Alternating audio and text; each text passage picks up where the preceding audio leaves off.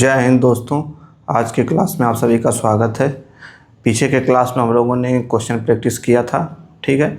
उसी क्रम में हम लोग आगे बढ़ते हैं और आज भी लगभग 8-10 क्वेश्चन आज भी प्रैक्टिस करते हैं, क्योंकि जब तक क्वेश्चन आप नहीं लगाएंगे ना तो फिर वो चीज़ें जो कंसेप्ट मैंने बताया, ठीक है, कंसेप्ट मैंने आपका क्लियर कर दिया, लेकिन समस्या आती है तब जब क्वेश्चन आदमी सॉल्व करता है तो फिर उसमें समस्या खड़ी हो, तब कंसेप्ट और क्लियर होता जाता है, ठीक है।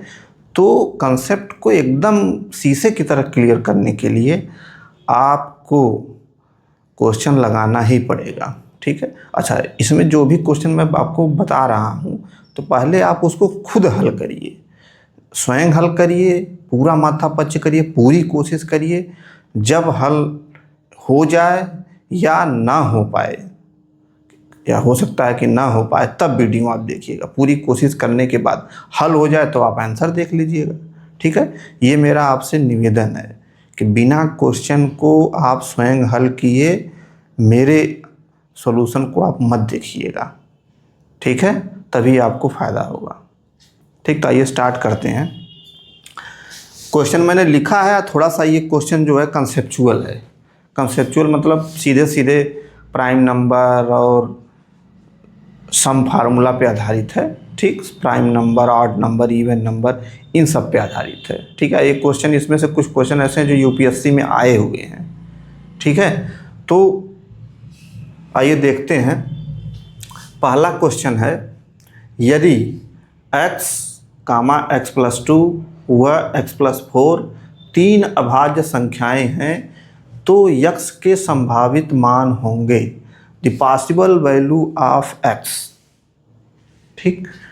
तो क्या है ये? प्राइम नंबर है। अभाज्य संख्याएं मतलब प्राइम नंबर। तो तीन प्राइम नंबर आपको दिए हैं, एक x है, एक x+2 है, एक x+4 है। तीन प्राइम नंबर है और इन प्राइम नंबर में x दिया है, तो x का पॉसिबल वैल्यू, x का संभावित मान पूछ रहा है, ठीक। और यहाँ पे चार ऑप्शन भी आपको दिए हैं, A4, B2, C3, D, इनमें से कोई नहीं, चार ऑप्शन है। तो आप इसको वीडियो पॉज करिए, पहले इसको हल करिए, पूरा जोर लगा के, पूरा दिमाग लगाइए कंसेप्ट से, इसके बाद फिर ये देखिए। चलिए, अब तीन अभाज्य संख्याएं हैं। ये तीन अभाज्य संख्याएं कौन कौन? एक है x, दूसरा x+2, तीसरा x+4। यह तीनों क्या हैं? अभाज्य संख्याएं, प्राइम नंबर है। अच्छा, इन तीनों का अंतर आपस में देखा जाए, थोड़ा अंतर निकालिए, देखिए क्या आता है।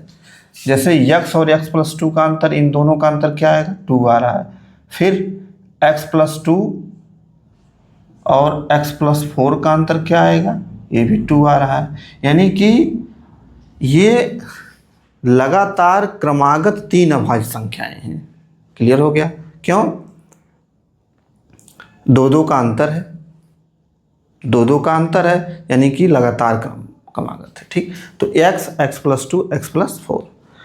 अब ये तीन अभाज्य संख्याएं हैं और x का मान पूछ रहा है। तो अभाज्य संख्याओं के बारे में आपको बता चुका हूं कि ओनली टू फैक्टर, जिस संख्या के केवल दो गुणनखंड हों, एक वह संख्या स्वयं हो और एक हो, तो वही जो है अभाज्य संख्या कहलाती है। Only two factor. तो आइए अभाज्य संख्या को थोड़ा हम लोग लिखते हैं, थोड़ा लिखा जाए, देखा जाए क्या आता है। यहीं पे मैं लिखता हूँ, हालांकि मैंने बोर्ड पे क्वेश्चन लिख दिया है, तो थोड़ा सा इसको। पहली अभाज्य संख्या एक होगी। अभाज्य संख्या मैंने आपको बताया था, एक ना तो भाज्य है ना तो अभाज्य है, ना तो प्राइम नंबर है ना तो कंपोजिट नंबर है। दो क्या है? अभाज्य संख्या है। दो है। क्यों दो अभाज्य संख्या है? बताइए, दो अभाज्य संख्या क्यों है? क्योंकि दो ऐसी संख्या है जिसका दो ही गुणनखंड है। एक तो दो है और एक है। तीन भी है। चार है? चार नहीं है। क्यों? क्योंकि उसका 1, 2 और 4 तीन गुणनखंड हो गए।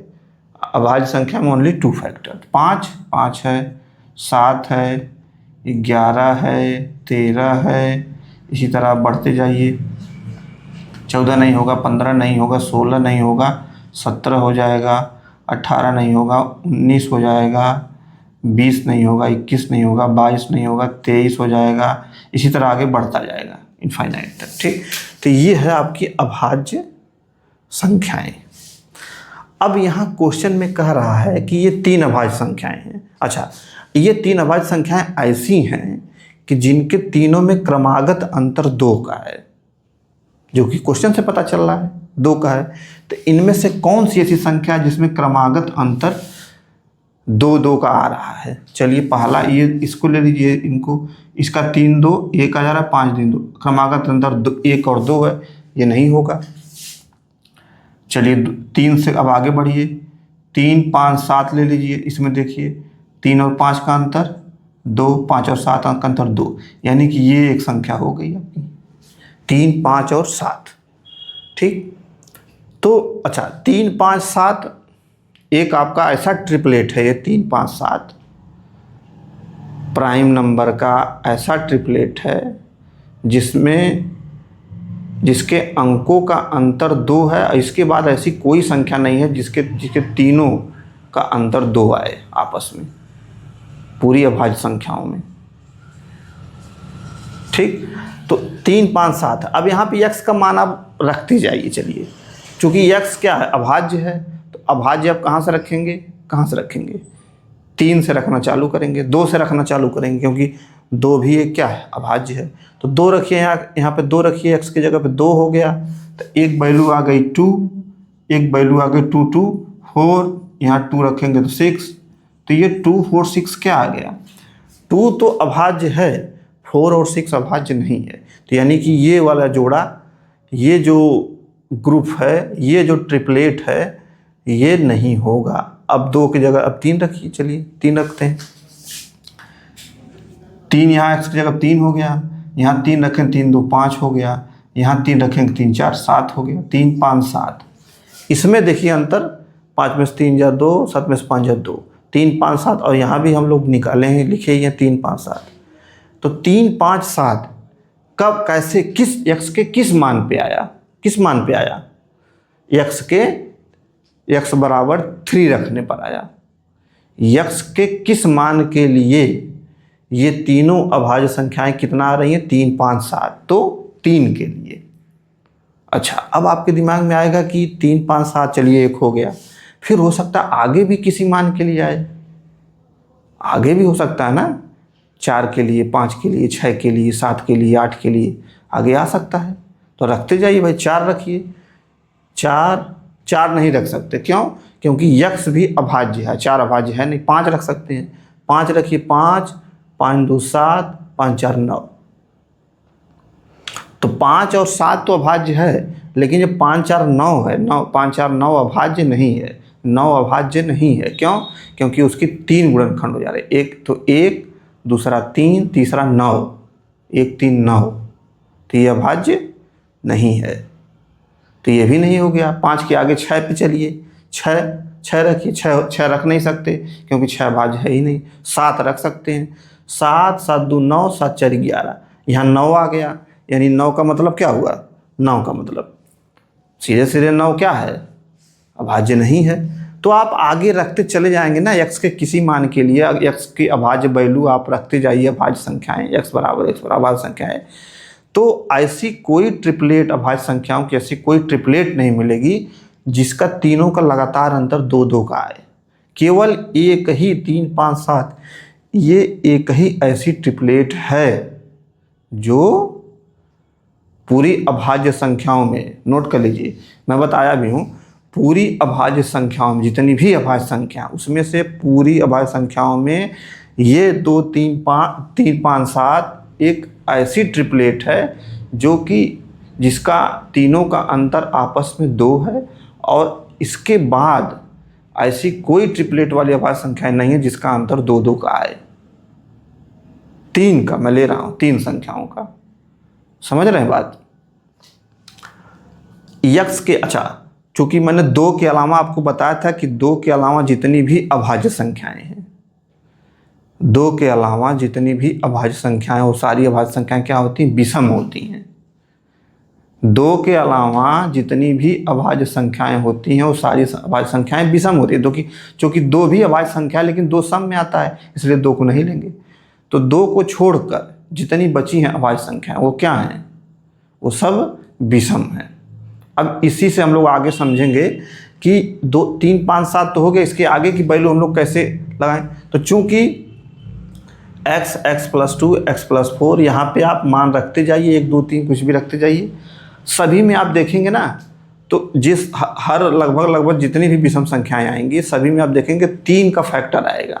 किसी में 9 आ जाएगा, किसी में 15 आ जाएगा, किसी में 21 आ जाएगा। मतलब तीनों लगातार में से एक कोई ऐसा होगा जिसमें जो है जो 3 से कटेगी, 3 से विभाज्य होगी। ठीक, तो अब 3 से विभाज्य तो ये भी है 3, लेकिन ये केवल 3 से है, 1 और 3 से, तो ये तो अभाज्य हो जाएगी। लेकिन अगर इसी की जगह 9 आ गया तो वो 1, 3 तो होगा ही होगा, 9 से भी हो जाएगा। 3 फैक्टर हो गए तो वो अभाज्य नहीं रहेगा। इसीलिए 3, 5, 7 क्या है? एक ऐसा ट्रिपलेट है, प्राइम ट्रिपलेट, कैसा प्राइम ट्रिपलेट है जो पूरी अभाज्य संख्याओं में केवल अकेला प्राइम ट्रिपलेट है। इसके अलावा कहीं भी पूरी अनंत तक चले जाएंगे आप अभाज्य संख्या में, ऐसा प्राइम ट्रिपलेट नहीं मिलेगा जिसमें अंतर 2-2 का आए।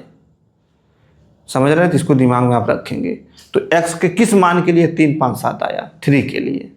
तो आपका आंसर क्या होगा? C होगा। ठीक है, बात समझ में आई? बात ये बात समझ में आई आपको? अरे भाई 3 अभाज्य संख्याएं हैं तो तीनों अभाज्य संख्या मैंने लिख दिया। चूंकि 2 को छोड़कर सभी अभाज्य संख्याएं क्या होती हैं? विषम होती हैं, सभी अभाज्य संख्याएं। तो विषम वैल्यू आप रखते जाइए, यहाँ पे वैल्यू रखते जाएंगे। ऐसा कोई ट्रिपलेट आए जिसमें सभी का अंतर 2-2 का हो, या यही हो 3, 5, 7, मतलब ऐसा अंतर हो कि जो देख लीजिए ना, दिया तो है संख्या में कि x+2, मतलब इसमें देखिए 2-2 का अंतर दिया है ना, तो 2-2 का अंतर वाला ही जो संख्याएं आएंगी वही जो है जिस वैल्यू के लिए वो संख्या आएगी वही वैल्यू आंसर होगा। ठीक है, तो आगे बढ़ते हैं। इसको थोड़ा सा हम लोग क्या करते हैं, इसको बंद करते हैं। ये नोट कर लीजिएगा, समझ में आया होगा आपको। ठीक है, नहीं समझ में आएगा तो कमेंट करके पूछिएगा। ये क्वेश्चन थोड़ा सा है टेक्निकल, लेकिन तब भी मैंने क्लैरिफाई कर दिया। क्योंकि सभी अभाज्य संख्याएं विषम संख्या होती हैं 2 को छोड़कर, और विषम संख्या 3 ऐसा विषम संख्या भी होती है जो 3 से कटती है, वो भी विषम संख्या में आती है। ठीक है, केवल 2 से जो नहीं कटती है संख्या वही क्या है? विषम संख्या में नहीं आती है। अच्छा, अगला क्वेश्चन, निम्न कथनों पर विचार करें। यदि यम एक अभाज्य संख्या है तथा m+2 भी एक अभाज्य संख्या है, तो यम एक अभाज्य संख्या है, m+2 भी एक अभाज्य संख्या है, तो आगे पढ़ो।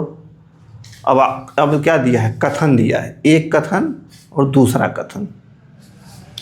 निम्न कथनों पर विचार करें। यदि यम एक अभाज्य संख्या है तथा m+2 भी एक अभाज्य संख्या है।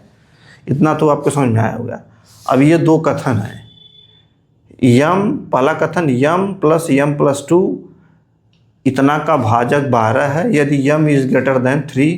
दूसरा कथन है m × m+2 + 1 एक पूर्ण वर्ग है। 2 कथन है।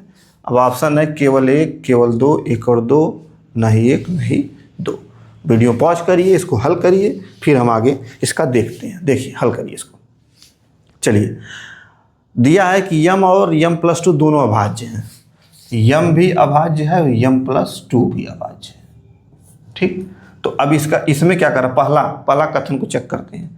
m+2, चलिए यहाँ पे प्लस कर देते हैं, पहला कथन हो जाए।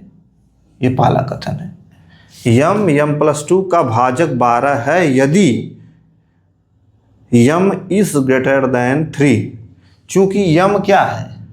एक अभाज्य है, दिया है m एक अभाज्य है, यह आपको क्वेश्चन में दिया है। यानी m का मान क्या क्या हो सकता है? 3 हो सकता है, 5 हो सकता है, 7 हो सकता है, 11 आगे बढ़ता जाएगा, हो सकता है ना। अब पहला कथन, यम प्लस यम प्लस 2 का भाजक 12 है यदि, भाजक मतलब जिससे डिवाइड करते हैं, यदि यम इज ग्रेटर देन 3, यानी कि यम का मान 3 से अधिक होगा तब यम प्लस यम 2 का भाजक 12 होगा। यही कथन बोल रहा है कि यदि यम का मान 3 से अधिक हम लोग लेते हैं तो यम प्लस 2 यह 12 से विभाजित हो जाएगा। अगर हो जा रहा है तो यह कथन सही है, नहीं हो रहा है तो कथन गलत है। तो चेक कर लिया जाए, यम का कोई मान रख लिया जाए, चूँकि 3 से ऊपर ही रखना है तो 3 के बाद कौन आ रहा है, 5 आ रहा है भाज्य में। ठीक, तो 5 रखिए, इसमें 5 रख दीजिए। 5 + 5 + 2 कितना आ गया, 5 5 10 2 12, 12 आया। अब 12 का भाजक 12 है भाई, 12 12 से कट जाएगा। तो इसका मतलब क्या हो गया, इसका मतलब ये कथन जो कहा है ये कथन क्या है, सही है। आगे और भी संख्याओं के लिए देख लीजिए, 7 के लिए देख लीजिए, 7 भी रख के चेक कर लीजिए। मैंने 5 रखा है, 7 रखिए। 7 + 7 + 2, 7 2 9 7 16 हो जाएगा क्या, कितना होगा, 16 होगा। 7 7 14 2 16, अब 16 आ गया। ठीक, तो ये कथन जो बोल रहा है कि यम इज ग्रेटर देन 3, 3 से ज़्यादा होना चाहिए, तो 3 से ज़्यादा होना चाहिए। ये नहीं कहा है कि यम इज ग्रेटर देन 3 एंड यम के सभी वैल्यू के लिए, ये नहीं बोला है। यम का मान बस 3 से अधिक होना चाहिए, यम का मान 3 से अधिक होना चाहिए, तो डिवीजर उसका 12 है। अगर यम का मान 3 से अधिक है तो ये संख्या जो है यम प्लस 2 ये 12 से विभाजित हो जाएगी। तो ये कोई ज़रूरी नहीं है कि लगातार अभाज्य संख्याएं जो आए उससे 12 से विभाजित ही हो जाएं। बस ये है कि ये कथन फॉलो हो रहा है कि नहीं हो रहा, ये आपको चेक करना। आगे चेक करिए, आगे हो सकता है हो जाए। 11 को देखिए, चलिए 11 देखिए, 11 11 11 दूनी 22 2 24। अब देखिए यहाँ 24 आ गया। अब 24 क्या है, 12 से विभाजित है। तो यानी कि ये कथन कुछ अभाज्य संख्याओं के लिए सत्य है। ठीक, तो यहाँ पे ऐसा कुछ लिखा नहीं है कि यम के सभी मान के लिए, ऐसा तो लिखा नहीं है कि यम इज ग्रेटर देन 3 तथा यम के सभी मान के लिए, ऐसा तो कुछ लिखा नहीं है। ठीक, तो यानी कि ये कथन क्या हो गया, सही हो गया। तो पहला कथन सही है। समझ में आ रही बात। दूसरा कथन है यम इंटू यम प्लस 2 + 1 एक पूर्ण वर्ग है। तो रख के भी चेक कर सकते हैं, ऐसे भी चेक कर सकते हैं, यम इंटू यम प्लस 2 + 1, तो गुणा कर दीजिए, यम स्क्वायर प्लस 2m + 1। यम स्क्वायर प्लस 2m + 1 को क्या लिख सकते हैं हम, अलजेब्राइक फार्मूला बता चुका हूँ, a + b का होल स्क्वायर। देखिए a + b का होल स्क्वायर हो जा रहा है, m का स्क्वायर प्लस 1 का स्क्वायर प्लस 2ab 2m1 यानी 2m। तो यानी क्या हो गया, m + 1 का होल स्क्वायर, यानी कि ये क्या है, ये है m + 1 का होल स्क्वायर। चूँकि m इंटू यम प्लस 2 + 1 = m + 1 का होल स्क्वायर, यानी कि पूर्ण वर्ग तो ऐसे ही हो गया है। जब m + 1 का होल स्क्वायर है पूर्ण वर्ग हो ही जाएगा। m के किसी मान के लिए रख लीजिए आप, 3 के लिए रखिए, 3 1 4 4 चौको 16, 16 पूर्ण वर्ग है 4 का।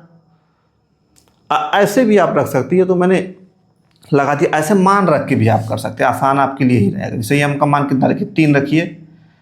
अच्छा, इसमें लिखा है कि m इंटू यम प्लस 2 + 1 एक पूर्ण वर्ग है, यानी कि यम के किसी मान के लिए बोल रहा है, ऐसा क्वेश्चन में नहीं दिया है, बस ये कह रहा है कि ये एक पूर्ण वर्ग है। तो आप विषम संख्याओं अभाज्य संख्याओं को रख के चेक करिए। 3 रखिए, 3 3 2 5 + 1 3 5 15 1 16, 16 क्या है, 4 का पूर्ण वर्ग है 16, 4 चौको 16। चलिए 5 रखिए, 5 2 7 1 5 2 7 5 7 5 35 1 36, 36 किसका है पूर्ण वर्ग, 6 का। तो यानी कि यह सभी अभाज्य संख्याओं, सभी यम के सभी अभाज्य संख्याओं के लिए यह पूर्ण वर्ग है।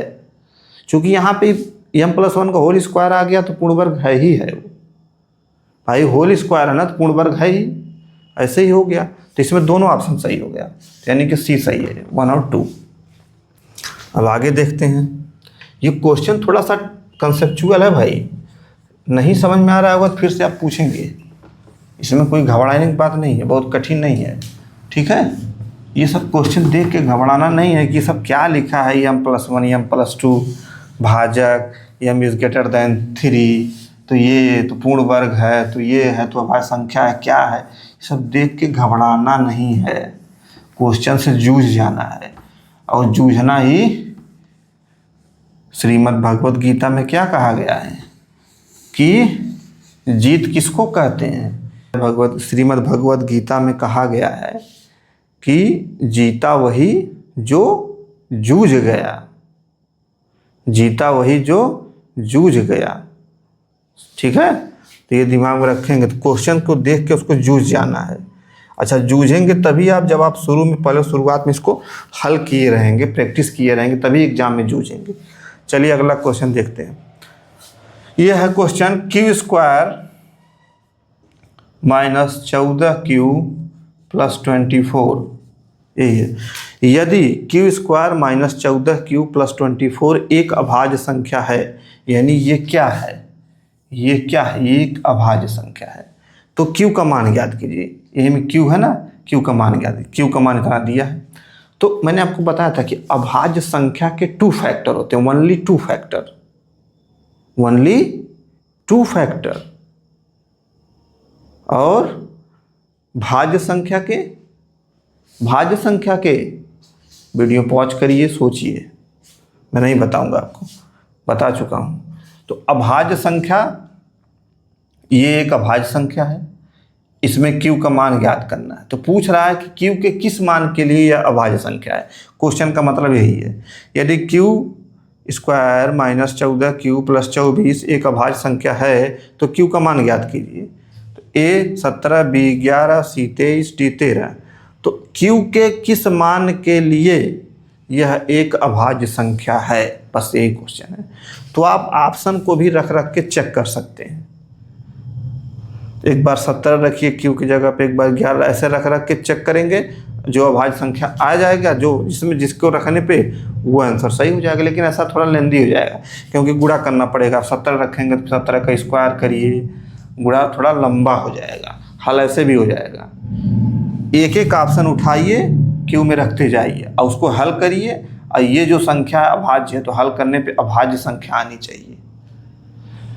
जिसको रखने से अभाज्य संख्या आ जा रही है वही आंसर होगा। ये आप खुद कर लीजिएगा, मैं दूसरी विधि बता रहा हूँ आपको, जो कि अभाज्य संख्या के परिभाषा पे ही डिपेंड है, ओनली 2 फैक्टर पे। 2 फैक्टर में कौन कौन, जैसे मैंने आपको बताया था कि तीन अभाज्य संख्या क्यों है, क्योंकि इसके 2 फैक्टर हैं, एक तो 1 है, एक 3 स्वयं है। तो इसी तरह से यह एक अभाज्य संख्या है, यह एक अभाज्य संख्या है, यानी कि इसके 2 फैक्टर होंगे, इसके 2 फैक्टर होंगे। जैसे 3 एक अभाज्य संख्या है, 3 के 2 फैक्टर है ना, एक तो 1 है, एक 3 है, इसके भी 2 फैक्टर होंगे। एक तो 1 होगा, ये तो क्लियर है कि एक इसका 1 फैक्टर होगा, एक इसका 1 फैक्टर होगा। जैसे 3 का 1 फैक्टर 1 है, 1 फैक्टर 3 है, उसी तरह से इसका 1 फैक्टर 1 होगा, 1 फैक्टर ये स्वयं हो जाएगा, ये स्वयं हल करने में जो भी आए स्वयं हो जाएगा, ठीक। तो पहले इसको हम लोग तोड़ लेते हैं 2 फैक्टर में, तभी पता चलेगा। चलिए ये तोड़िए।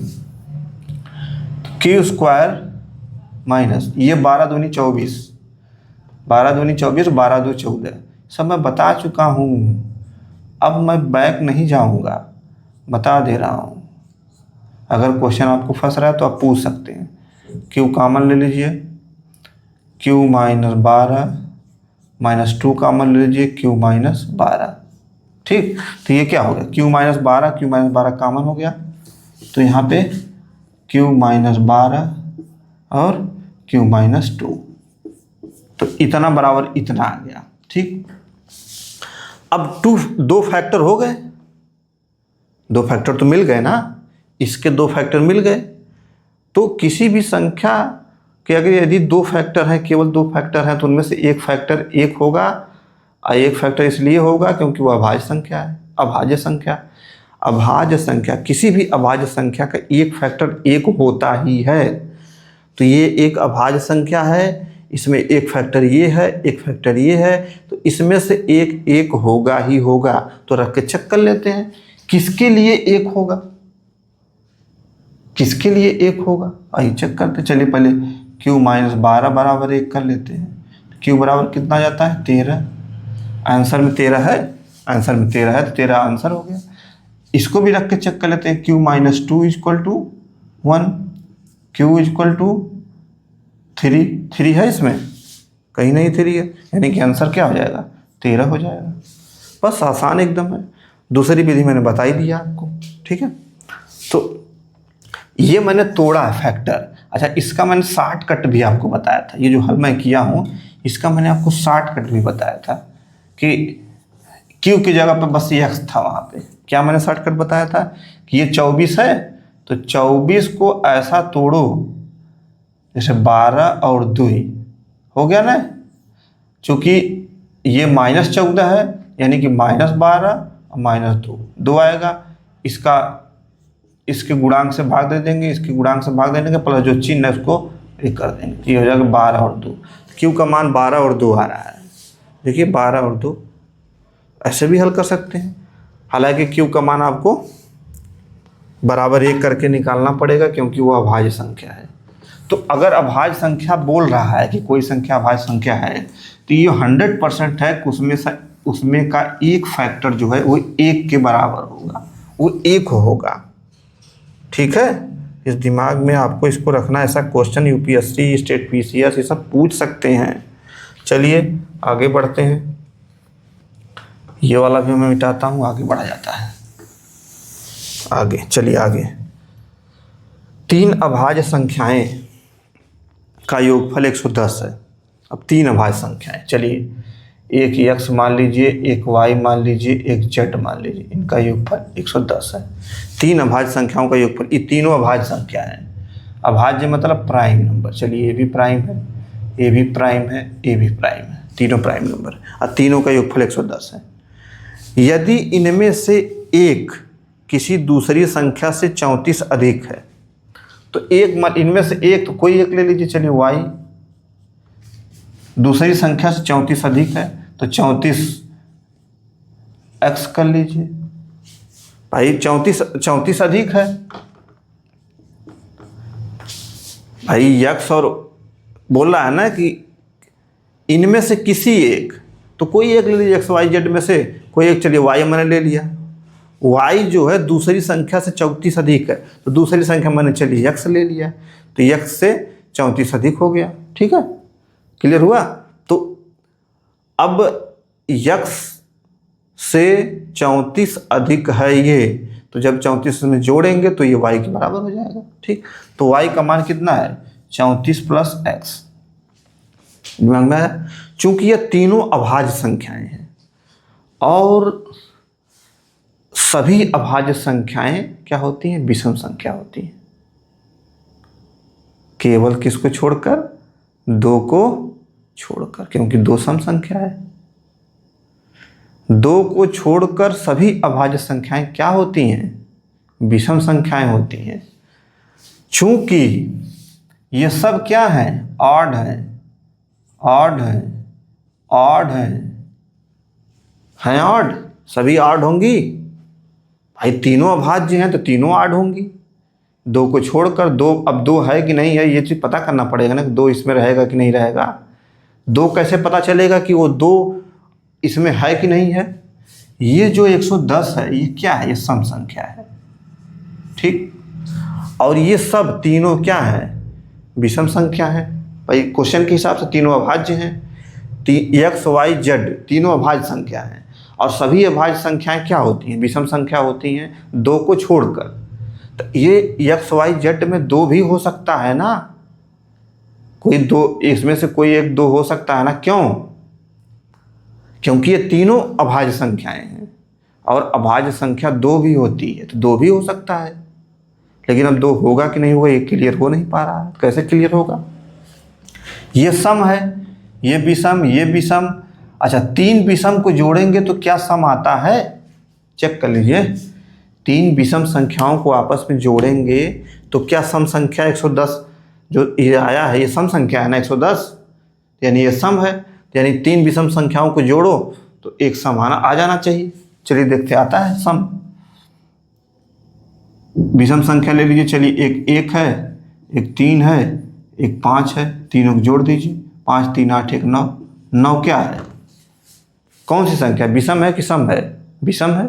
यानी कि 3 विषम संख्याओं को जोड़ने पे क्या आता है? विषम संख्या ही आती है। 3 विषम संख्याओं को जोड़ने पे विषम संख्या आ रही है। और यहाँ पे ये तीनों विषम संख्याएं हैं, इन तीनों विषम संख्याओं को जोड़ने पे सम संख्या आ रही है। यानी कि क्लियर हो गया है कि इसमें से एक सम संख्या है। और आपको पता है कि केवल एक ही ऐसी अभाज्य संख्या या विषम संख्या अभाज्य संख्या होती है जो क्या होती है? जो सम संख्या होती है, वो है 2। एक ही अभाज्य संख्या सम संख्या होती है, उसका नाम है 2। भाई यहाँ एक इसमें से एक सम रहना चाहिए ना, तभी ये सम आएगा। अगर तीनों विषम रहती तो तीनों विषम का मान विषम आना चाहिए, जो कि सम आया है। यानी कि इन तीनों में से एक सम है। भाई ये देखो, ये 1 और 3 क्या है? 1 और 3 क्या है? ये भी विषम है, ये भी विषम है। अब इसमें से एक सम जोड़ दीजिए। चलिए, ये सम है, ये विषम है, ये भी विषम है। तो विषम विषम सम, 3 2 5 1 6, ये क्या आ गया? सम आ गया। तो यही स्थिति है यहाँ पे। इसमें से एक जो है सम होगी तभी यह सम आएगी। तो एक सम संख्या केवल ऐसी है जो प्राइम नंबर भी है और जो सम संख्या भी है, केवल एक ही है। उसका क्या नाम है? 2। तो 2 ऐसी संख्या है जो सम भी होती है और अभाज्य भी होती है। तो यहाँ अभाज्य भी करना है ना, प्राइम नंबर भी है ना। तो यहाँ 2, तो जेड का मान 1 लिख लीजिए, चाहे जेड किसी का मान, जेड का मान लिख लीजिए 2, बस हल कर दीजिए, अब हल हो जाएगा। चलिए जेड का मान रखिए, देखिए सब कंसेप्ट पे है। जेड का मान 2 रखिए और वाई का मान 34 प्लस एक्स रख दीजिए इसमें। तो एक्स प्लस वाई का मान 34 प्लस एक्स और जेड का मान 2 रख दीजिए, क्योंकि 2 होगा ही होगा, 110। अब 34 प्लस एक्स 34 और 2 36, x x 2x plus 36 equal to 110। 2x equal to 110 minus 36 कितना आएगा? जोड़ो, 10 में से 6 जा 4 है, यहाँ कितना बचा भाई? 10 में से 6 जा 4 9, 64 कितना होगा? 6 4 10, 6 3 9, 64 नहीं 74 होगा ना। 6 4 10, 7 3 10, 1 11, हाँ ठीक, 74 होगा। तो 2x equal to 74, x equal to 74/2, 2 3 6, 7 में 6 2 7 14, 37 आएगा। x का मान 37। तो वो कौन सी संख्या होगी? ये होगी 37। जी सही है, ठीक है। अब इसको ज़्यादा समझाने की ज़रूरत नहीं है। अब इसमें भी अगर फंसेगा तो आप कमेंट करके पूछिएगा, मैं इसको फिर से बता दूंगा आपको विशेष रूप से।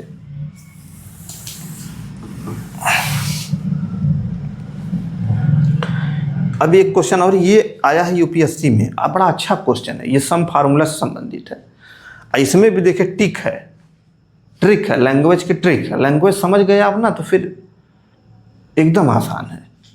पढ़िए, एक पुस्तिका जिसके पन्ने सामान्य रूप से हैं, एक पुस्तिका है, एक बुक है जिसके पन्ने सामान्य रूप से, मैंने फटे उटे नहीं है, चलो ठीक है, पुस्तक सामान्य रूप से है। पहले पन्ने की संख्या 1 से, देखिए ये पुस्तिका मान लीजिए है, पहले पन्ने की संख्या 1 से प्रारंभ करते हुए अंकित है। माने ऐसी एक पुस्तिका है जिस पर तमाम पेजेज हैं। अरे आपकी कोई एक बुक ले लीजिए, ठीक, और उस पर 1 से लेके आगे की संख्याएं अंकित हैं हर पेज पे। एक पेज पे 1, फिर उससे 1 एक पन्ना है उसमें 2 पेज हैं, एक फिर 2 फिर अगला पन्ना 3 4 ऐसे करते करते सारा अंकित है क्रम से, ये बोल रहा है। ठीक, पुस्तिका से एक पन्ना फाड़ लिया जाता। अब एक पन्ना फाड़ उसमें से लिया जाता है, एक पन्ना फाड़ेंगे तो 2 पेज निकल जाएगा, एक पन्ना फाड़ेंगे तो 2 पेज निकलेगा। ठीक है, एक पन्ना फाड़ लिया जाता है। अब जब एक पन्ना फाड़ लिया जाता है, अब कहाँ से फाड़ा गया, किस जगह से फाड़ा गया, अंतिम वाला, शुरुआत वाला, बीच वाला, कहाँ, ये सब नहीं क्लियर है, बस एक पन्ना फाड़ लिया गया। अब पूछ रहा है बचे हुए पन्ने पर अंकित पृष्ठ संख्याओं का योग 195 है। मैंने अगर मान लीजिए कि ये एक पन्ना है, ठीक, इस पे 1 पेज है, इस पे 2 है, ठीक, अगला पेज है 3, अगला पेज है 4, ठीक, तो ऐसे है। अब इसमें से एक पन्ना फाड़ लिए, फाड़ने के बाद चलो ये इतना बचा, फिर कह रहा है कि फाड़ने के बाद जो अंकित पृष्ठ संख्याओं का योग 195 है, पृष्ठ संख्याओं का योग 195 जोड़, यानी 1 + 2 + 3 + 4 = 195, ये है इनका योग है 195। कितने पेजेज हैं क्या है ये नहीं पता है, बस इतना बोल रहा है कि पन्ना फाड़ने के बाद जो बच रहा है वो 195 है। ठीक, 195 है। तो मान लो कुल कितने हैं, कुल n पेजेस, n पन्ने हैं, माना कुल n पन्ने हैं, कुल n पन्ने हैं। ठीक, अब कुल n पन्ने हैं तो ये जो 195 है ये क्या है, ये योग है, सभी पेजों का योग है, केवल एक पन्ना जो फाड़ा उसको छोड़कर। तो मान लो कुल n पन्ने हैं, कुल जो फाड़ा गया है उसको लेकर कुल n पन्ने हैं। ठीक, तो n पन्ने हैं तो सभी n पन्नों का योग, प्रथम n पन्नों का योग क्या होता है, n × n + 1/2। तो n पन्नों का योग निकाल लीजिए, पन्नों का योग मतलब पेजों का योग, n × n + 1/2। n पन्नों का योग इतना आ रहा है। चूंकि 195 क्या है, योग है, तो इसी के बराबर कर दीजिए, n × n + 1/2 = 195। चूंकि ये संख्याओं का योग 195 है और एक पन्ना फाड़ा गया है, तो इतना तो क्लियर हो गया कि ये जो n × n + 1/2 का मान आएगा ये 195 से अधिक ही आएगा, क्योंकि एक पन्ना फाड़ के 195 जोड़ा गया है ना। तो जब एक पन्ना और ला देंगे तो 2 संख्याएं और जुड़ जाएंगी 195 में, तो 195 से वो अधिक हो जाएगा। ठीक, तो इसका मतलब क्लियर है कि जो n का मान है, जो n × n + 1/2 का मान, इसका मान है वो 195 से क्या है, 195 से अधिक है। ठीक, तो n का मान आप ऐसे संभावित वैल्यू रख के चेक करिए कि किस मान के लिए जस्ट 195 से अधिक आए। चलिए रखिए, 5 6 रखिए, 5 6 कितना है, 20 रख, 5 6 6 7, ये क्या है, तो पेजेज है, तो इसको रखेंगे, इसी को रख दीजिए। अरे बेवकूफ़, इसको कैसे रखेंगे भाई, ये तो पेजेज की संख्या है ना, कि पहला पेज, दूसरा पेज, तीसरा पेज, ये है ना। ये n क्या है, n क्या है, n पन्ना है, n में दोनों तरफ का है, समझ रहे हैं बात, n टोटल पन्ना है, कुल कितने पन्ने हैं पेज वो है n। तो चलो मान लो 20 पेज हैं, ऐसे अंदाजे से मानो 20 21 22 18 19 मान लो। चलो पहले हम लोग ऐसा मानो कि 195 से अधिक आए, कम ना आए n का मान। तो यहाँ मान लीजिए ना 18 मान लीजिए, चलिए 18 से स्टार्ट करते हैं, क्योंकि 18 से क्यों स्टार्ट करेंगे, क्योंकि ऐसा करिए कि 195 से कम ना आए, अधिक ही आए। 18 1 19, 18 × 19/2 है, 2 9 18, 19 9 171, यानी कि 195 से ये कम हो गया।